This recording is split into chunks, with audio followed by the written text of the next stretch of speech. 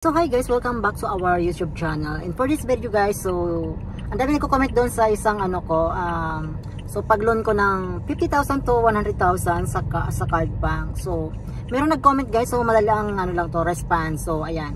Paano po kung nasa 100 pesos na lang ang maintaining balance ko? Makakapag-reloan pa rin po ba ako? Yes po, makakapag-reloan ka po, pero hindi po mataas na loan. Mga siguro mga 5,000 below.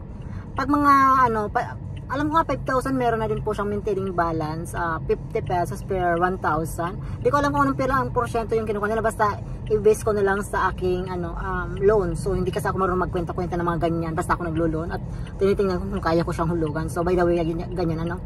Sa 50,000 guys, so ang maintaining balance is 7.5 yung maintaining balance ko.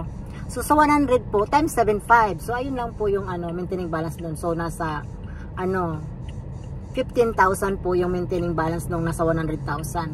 So kung tinatanong mo po na kung 100 pesos na lang po yung maintaining balance mo, actually po guys, hindi pwedeng maging sa Connect to Card po pala kasi pwedeng maging 100 lang yung maintaining balance. Doon po sa passbook is minimum of 500 po siya. So ayan. So yun lang po yun guys. Kapag 100 pesos po yun, makakapag-loan pa naman po, pero mababa nga lang po, 5,000 below po yung malulun nyo po dito guys sa Connect to Card or card bank guys. So ayan, based on my experience lang yan kasi ako naman nung una kasing actually yung una kong sa likod dyan, yung loan ko is 5,000 agad siya, and then pag naman 10,000 ganyan, parang mataas so ganun, kasi hindi ako masyado nung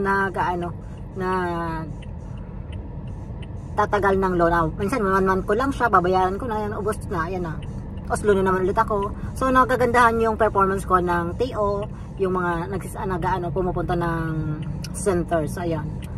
Pag bongga yung performance mo, bongga din sila magtaas ng loan sa inyo.